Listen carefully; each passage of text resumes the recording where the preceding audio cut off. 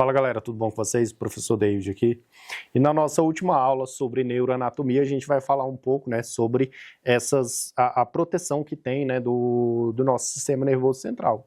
Então, quando a gente fala da caixa craniana, a gente precisa entender que é um osso compacto, né, ele não é um osso esponjoso, ele vai ser um osso compacto, então ele tem diversas... o nosso encéfalo ele vai ser protegido pela nossa calota craniana, a gente vai ter essa proteção aqui do cabelo, do couro cabeludo, a gente tem a proteção da calota craniana, a gente tem as meninges, a gente tem o líquor, a gente tem, né, a vascularização do nosso encéfalo, tudo isso aí faz com que a gente tenha proteções, a gente aumente a proteção do nosso encéfalo, porque ele é de fato um órgão aí muito importante para a gente. Então, quando você vai ser declarado morto, quando você vai ser declarado que entrou em óbito, quando você tiver morte encefálica.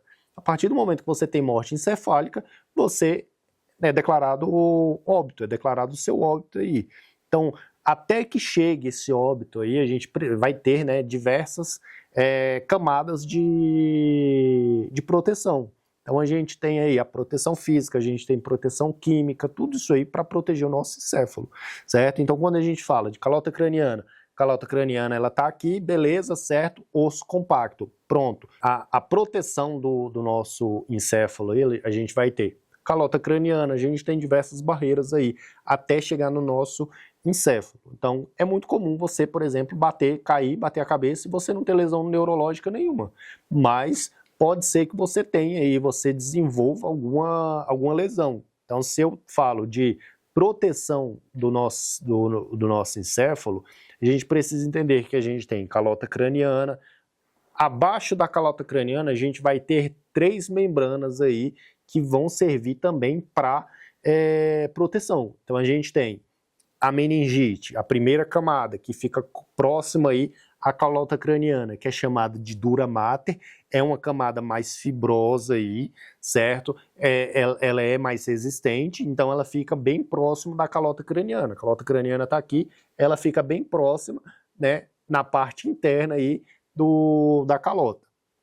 Logo abaixo dela, a gente tem aracnoide, certo? O que é aracnoide? É uma membrana mais fina, certo? É uma camada mais fina que fica entre a dura mater e a terceira camada, que é uma bem mais fina, bem mais delicada, que é chamada de pia mater. Então, nós temos 3 aí, dura mater, pia mater e aracnoide. Então, na sequência que elas aparecem, que foi a sequência que eu falei, a gente tem dura mater, a aracnoide, que é a intermediária, a dura mater vai ser a que está mais próxima da calota craniana na parte interna, a gente tem a aracnoide, que é a intermediária, e a gente tem a terceira, que vai estar colada no nosso encéfalo aí, que vai ser a pia mater, certo? Então, nós temos 3 tipos de membrana, nós temos 3 membranas aí, certo?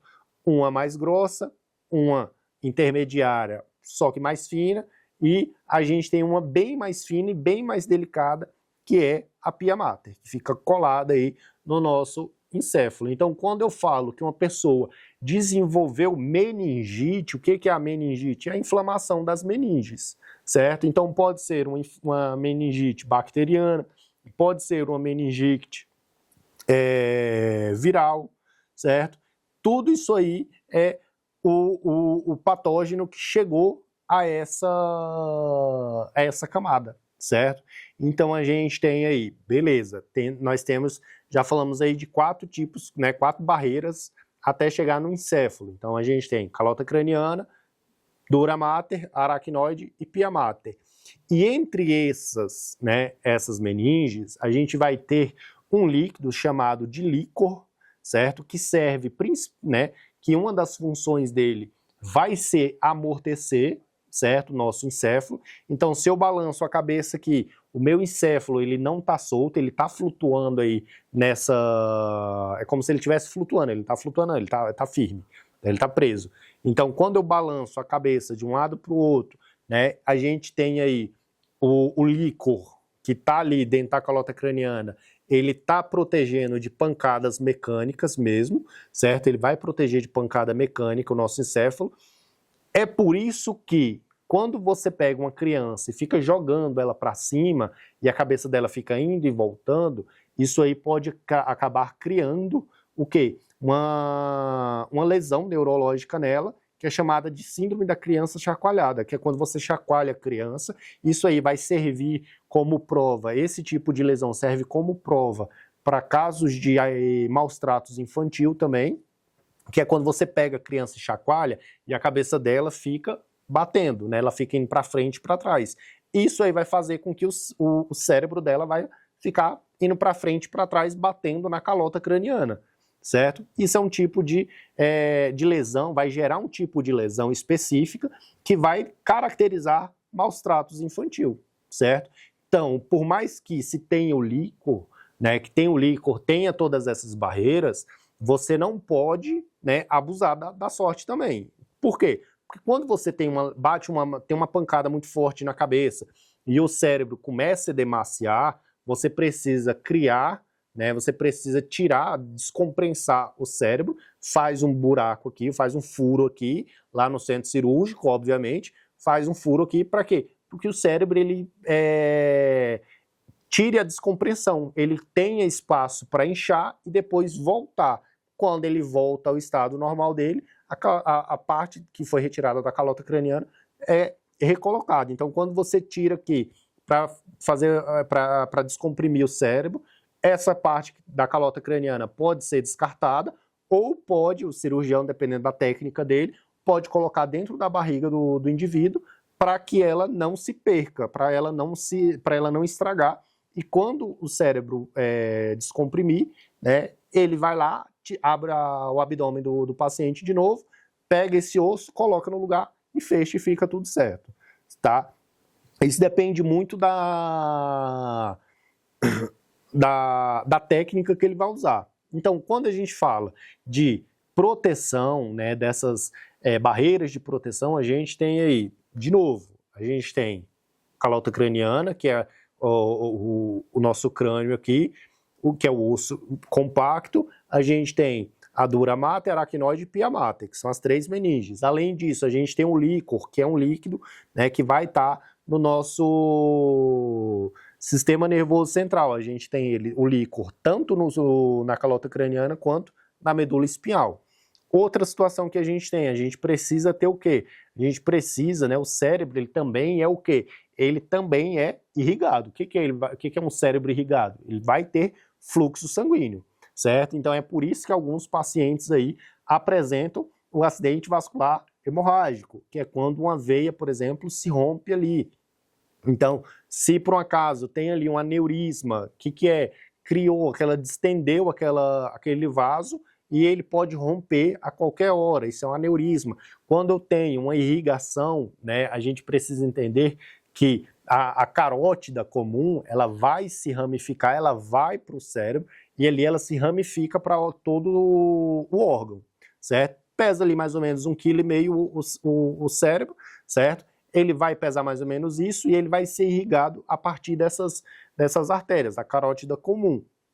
Então a gente tem aí, ele vai entrar por alguns forames e ele vai, né, se ramificar para todo o órgão, certo?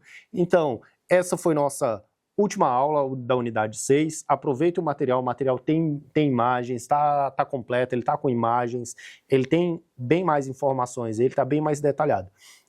Espero que tenham aproveitado e até mais. Fala galera, tudo bom com vocês? Professor David aqui. E na unidade 6, hoje a gente vai falar um pouco, né, sobre a neurofisiologia motora, integração nervosa, tudo isso a gente vai falar um pouco sobre isso. Então, quando a gente fala do córtex, por exemplo, córtex motor, a gente vai ter a área motora, a gente tem o córtex pré-frontal aqui, o córtex motor. Tudo isso aqui, né, ela vai agir de forma que a gente vai precisar usar da forma com que a gente trabalha. Vamos lá, vamos explicar melhor isso aqui. Se eu falo para vocês que eu preciso agir, preciso me movimentar de uma forma, então meu córtex motor, ele vai agir, né? Então a parte do meu córtex cerebral vai agir para que eu faça determinados movimentos. Então você tem os movimentos mais grosseiros, que é, por exemplo, mexer a mão, e agora aqueles movimentos mais finos, que é, por exemplo, você passar uma agulha, uma linha numa agulha. Isso são movimentos mais finos, certo? Então, o movimento mais grosseiro, eu consigo fazer isso aqui. Agora, aqueles movimentos mais finos, né, mais delicados, que é você cortar, por exemplo, o que o que um neurocirurgião, por exemplo, faz. Ele precisa cortar algo muito, né, muito pouco. Então, tem a galera que tem uma tremedeira aí em movimentos mais finos. Então, quando você precisa fazer algo, né, mais fino aí, um movimento mais simples, mais delicado, você tem aquela tremedeira. Isso é normal, certo? Isso aí é tranquilo. Tem gente que tem mais facilidade com esses movimentos mais finos, tem gente que tem mais facilidade e tem gente que tem menos facilidade, né? Então, você tem essa tremedeira normal, isso aí é tranquilo, certo? Não precisa achar que você tem alguma coisa errada aí. Agora, quando eu falo dessas vias descendentes, é o quê? É o nosso sistema nervoso, como eu já falei para vocês, ele é cruzado. Você tem aí um cruzamento, né? Deixa eu só observar, deixa eu só pegar um nome aqui, certo? É o lobo piramidal aqui, ó, o trato piramidal aqui, né, que vai fazer com que você tenha esse cruzamento. Então, o seu lado direito aqui vai controlar o esquerdo, o lado esquerdo vai controlar o direito. Você tem esses cruzamentos. Então, tudo que eu estou fazendo aqui do meu lado direito é o meu lado esquerdo, aqui do hemisfério cerebral esquerdo, que vai fazer, vai controlar esses movimentos e vice-versa. Por quê? Porque lá na nossa medula a gente vai ter esse cruzamento. Então, quando a gente fala desses movimentos aí, o meu córtex, né, ele vai agir em determinadas áreas do cérebro, determinadas regiões do cérebro aí, eles vão agir do meu encéfalo, ele vai agir para